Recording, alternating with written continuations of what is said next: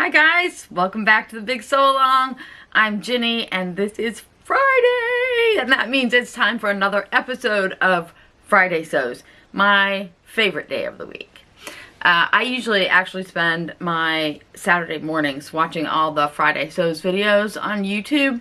I just let my husband sleep late and the dogs and I curl up on the couch with a bit of knitting and watch Friday Sews all morning. I wanted to say thank you to Jen from Today in Jen's Sewing Room. In case you guys didn't already know that, and I assume that most people do, Jen is the one who started the hashtag Friday Sews, and I just wanted to say thanks, Jen. It was a great idea. Now, what have I been working on? I finished this dress today. It is the River Tunic by Diane Erickson. This is really just sort of like a wearable muslin for me. I'm going to be doing a tutorial on that in a couple of weeks here. And I'm really actually super happy with it. It's the first time I made it and I really love it. I also made a Tina Givens Jill. I'll pop a picture up here for you. I made this in a rayon acetate blend or rayon triacetate. I honestly don't know what this is. It's some sort of rayon something. But this fabric had a lot of flaws in it. I got it at a discount place a long time ago. So I had to be careful what I used it for. I didn't want to use it for something that was going to be, it's a wearable muslin essentially, but it's really cool. I love the dress. And actually, I kind of love the fabric, too. I haven't washed it yet, and I think it'll, like, bunch up and wrinkle up a little bit, which I really like. So hopefully that'll happen after I wash it. I also made, this week, I've been trying to get a slip done for what seems like forever. There was a little, excuse me, a slip challenge on one of the Facebook groups I'm in, and since February 1st, so it's the 8th, since February 8th. So I finally got it done just a couple of days ago. It's this slip here. It's the Charmant slip by Bmann by Bridget. This one I made in a silk shantung that I got from my local Haberman's fabric store.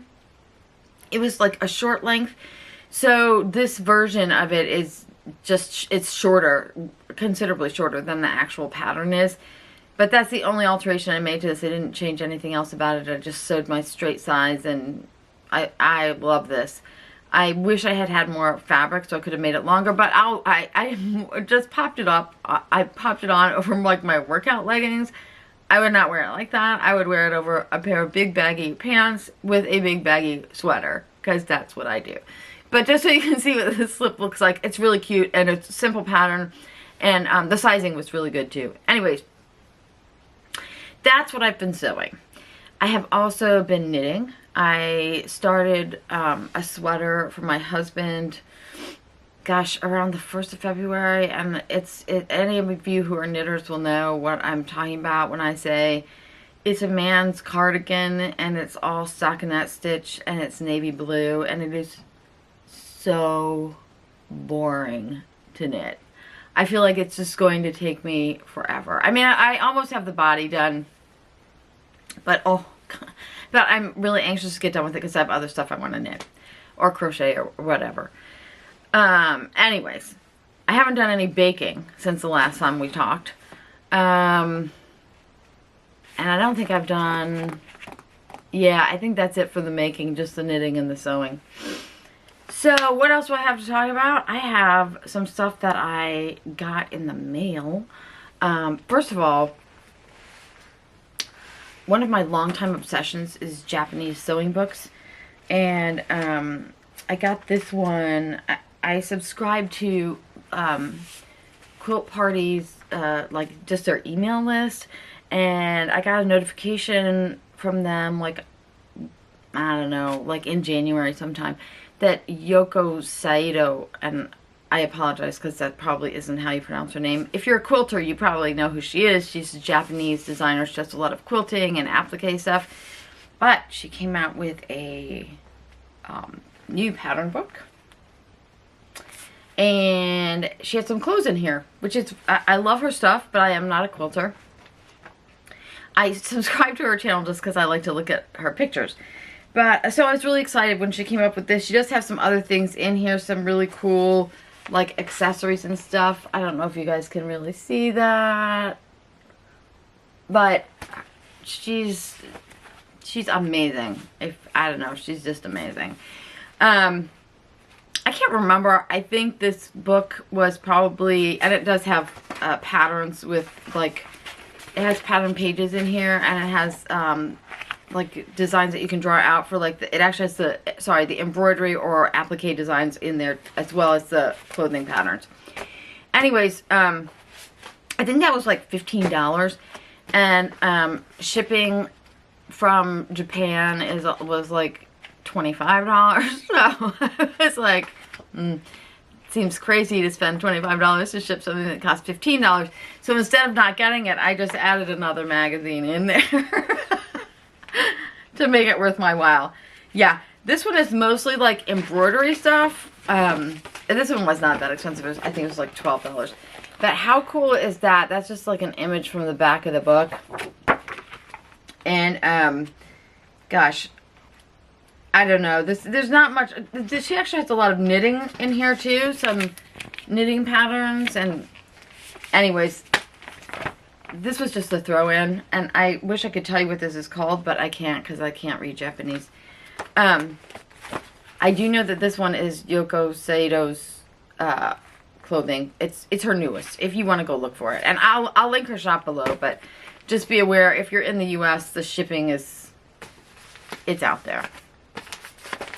So, I also got some new patterns from Stone Mountain & Daughter. They had a sale like a little over a week ago, and I can't remember, it was like 15% off of all of their patterns, I think. So I got 3. I got this, the big shirt from Assembly Line Patterns. I actually just love a big shirt. I think this will be really cool. I also really like Assembly Line Patterns. I have a few of her patterns, and I haven't made one for a while, but I really like them. I also got the Merchant & Mills Edie, which is a top, and also, I wonder if that'll focus. I don't know. Anyways, it's a, maybe I could focus. It's a top and like a tunic dress. It's a pretty simple style. I love this gathered sleeve, and I also really love my Merchant & Mills patterns. I have a ton of them. Again, I don't think I've sewn one for a while, but I love them. And they're Hattie and Ellis dress. I think that's what it's called. And their factory dress are 2 dresses I've made like repeatedly. And the other thing I got was I've had like vests on the brain lately. I have no idea why. I don't know what's going on with me. But I saw this Belvedere vest from, I think this is Thread Theory, from Thread Theory. And it's really a very traditional like men's vest. It's a men's pattern. But I had this like kind of cockamamie idea that I could make this, like make a traditional vest like this and wear it over some of my slips in the summertime, or I could wear it over some of my like looser like tunics and stuff the rest of the year. Anyways, I think I'm gonna try it. I might do a sew along for this later in the year if it comes out well. We'll see. But I'm excited because I don't know, I like I said, I'm on a vest thing. I don't know why. I think that's it for patterns and books. I do some fabric to share with you. I got this last week. I'm going to stand up so you can see. I got this from my local fabric store, from Haberman Fabrics. It is like a patchwork fabric in really bright colors. It's a really nice like shirting weight cotton, but it is actually like patchwork. Like these, it's not printed patchwork. They're actually, all the pieces are sewn together. I was a little worried about how that would work when I washed it, but I think it's okay. I think it will be okay. The other thing I got was Style Maker had some stuff on sale a while back, and I picked up this, like maybe just a couple weeks ago. I just got this stuff yesterday. This is the Mammoth Plaid, and I can't remember what colorway it is. I got the last of it. They had it at a special discount because it was like a 3.5 yard piece. And I've been really wanting some of this ever since I saw it on, what's her name? Lindsay? Inside the Hem. Sorry, I can't remember her name now. Anyways, she was showing some of this back in the fall, and I've been eyeing it ever since, and I really wanted one of the pink colorways. Surprise, surprise. So I picked this up the other day, and I'm pretty happy with it. It washed up really nicely. It's super soft and cuddly, and I thought it would make a really cute, like, just flannel, tunic-y kind of thing for spring. And I got a piece of this while I was there. This is Warp and Weft. I think this is called Clip Dot. And I got this in the pink colorway. It's got like little yellowy clip dots on it. And it has, check out that selvage.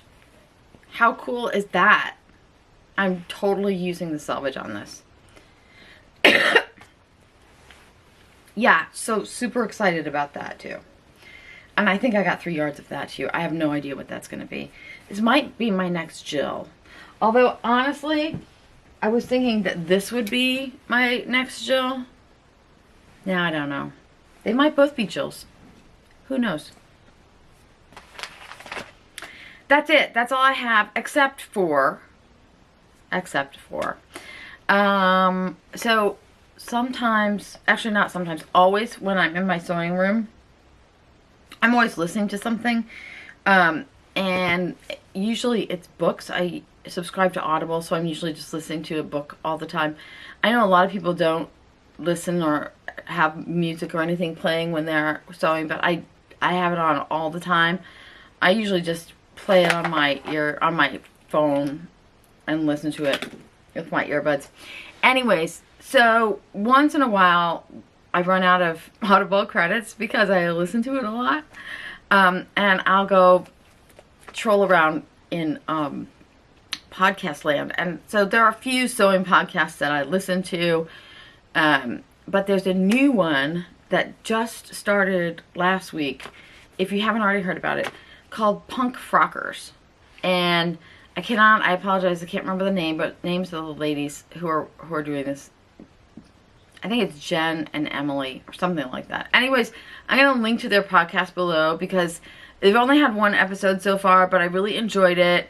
And they just gave like a rundown of what it is they plan on doing and their goals, and I don't know. I really liked it. I thought it would be really fun. The other one that I listen to all the time, and this is not at all sewing related, but I really like creepy stories, like ghost stories kind of thing. So back in the fall, way back in the fall, when I ran out of Audible credits, I discovered the Dark Histories podcast. And they're not really like gruesome, like horror stories. They're more like ghost stories, like haunted house stories, creepy stories. That's the kind of thing I really like. Dark Histories has been around for a long time, like 5 years or something. But if you're into that kind of thing, you should check that out too, because I love that podcast. I think that is it, you guys. I'll leave links to both of those below. Oh, and you know what? One of my regular viewers just started her own, or restarted. She just restarted her own YouTube channel. So if you guys have a sec, will you just pop over there and check it out for me? I'll leave a link to it below. The name of her YouTube channel is Stitchmakersstudio, and she's adorable. I can't wait to see what she does. She's a knitter and a crocheter and a costumer and a sewer, and I feel like she's going to have a lot to say. So if you have a sec, just pop over there and check that out. And also, of course, don't forget to check out all the other Friday Sews videos. Just go to the search bar here in YouTube and type in hashtag Friday Sews and see what you can find. There's a ton of stuff out there, and they're all super fun. Alright guys, I will see you next Thursday when we will be starting our Diane Erickson sew along. Thanks so much for stopping by, guys. Have a great week.